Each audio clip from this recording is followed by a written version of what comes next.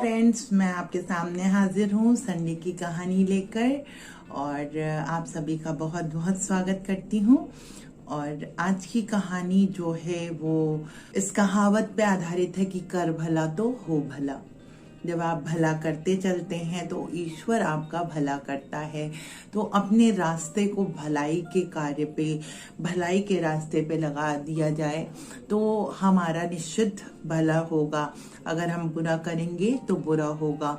कहावत है, भला कीजिए भला होगा, बुरा कीजिए बुरा होगा। तो यही हमारी आज की कहानी है, कर भला तो हो भला। आइए कहानी शुरू करते हैं। कहानी शुरू करने से पहले मैं आपसे फिर अनुरोध करना चाहूंगी कि अगर आपने मेरा चैनल लाइक, सब्सक्राइब और शेयर नहीं किया है तो काइंडली लाइक, सब्सक्राइब और शेयर करें और कमेंट करना ना भूलें। आइए कहानी शुरू करते हैं। ये कहानी एक राजा की है जिसका नाम था रामधन। जैसा नाम था वैसा गुण भी था। वो राजा राम की ही तरह दयालु और निसंकोच सच बोलने वाला राजा, न्यायप्रिय राजा था और लोगों की बहुत सेवा करता था। चाहे वो अपने राज्य के हों, चाहे वो दूसरे राज्य के हों, वह कभी भी लोगों में भेदभाव नहीं करता था और वो सभी की सेवा करता था। लोग उसके पास दूर दूर से आते थे मदद मांगने के लिए और उसकी ये अच्छाई इतनी ज्यादा विख्यात हो गई थी कि उसके दुश्मन राजा भी उसके अच्छाई के गुणगान करते नहीं थकते थे। एक राजा था जिसका नाम भीम सिंह था। वह इस राजा से बहुत ज्यादा ईर्ष्या करता था। तो उसने एक रणनीति बनाई कि इनको हरा दिया जाए और इनको हराकर इनका राज्य हड़प लिया जाए। इससे इनकी जो ख्यात है, इनकी प्रसिद्धि जो है वो कम हो जाएगी।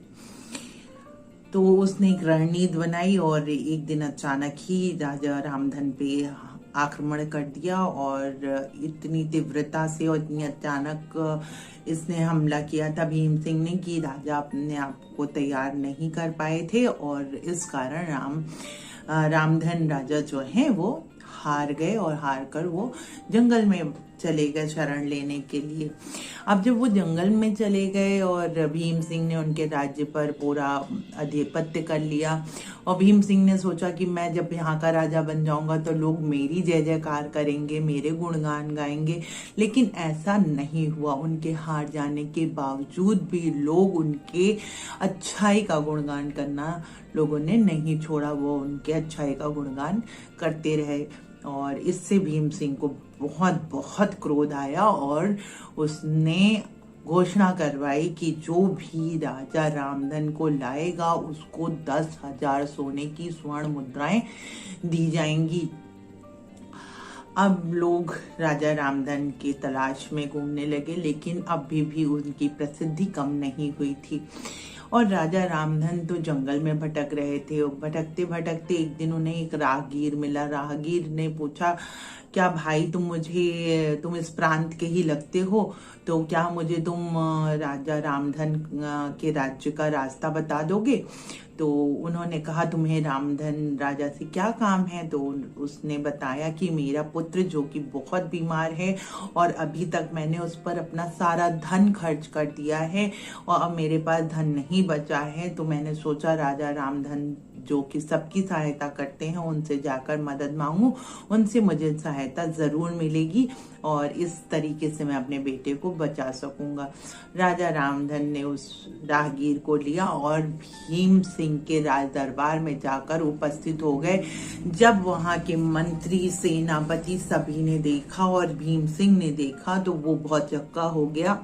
राजा रामधन खुद आके सामने खड़े हैं। तब राजा रामधन ने कहा, राजा भीम सिंह, तुमने मेरे लिए इनाम की घोषणा की है कि 10,000 सोने के सिक्के तुम दोगे। तो ये राहगीर, ये जो मेरा मित्र है, ये मुझे ढूंढ कर लाया है और इसको वह स्वर्ण मुद्राएं दी जाएं। तो भीम सिंह बहुत लज्जित हुआ।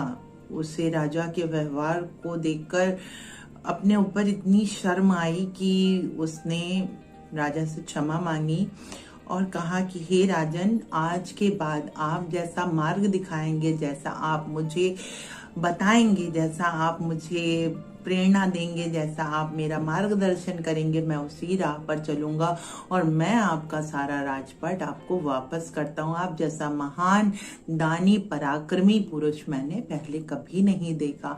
इस तरह भीम सिंह ने राजा रामधन को उनका राज्य और सारी संप्रदा वापस कर दी और उनके बताए रास्ते पर चलने लगा, उनका अनुकरण करने लगा। इस कहानी से हमें यही प्रेरणा मिलती है कि हमें हमेशा भलाई करनी चाहिए। राजा रामधन जंगल में होने के बावजूद भी उन्होंने भलाई करने से वो कतराए नहीं, वो डरे नहीं।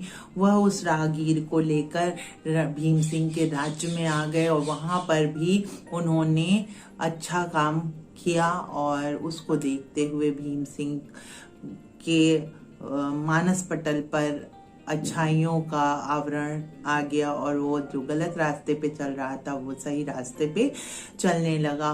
तो अच्छाई का फल अच्छा ही होता है, भले देर से मिले, लेकिन अच्छा करने पर अच्छा ही फल मिलता है।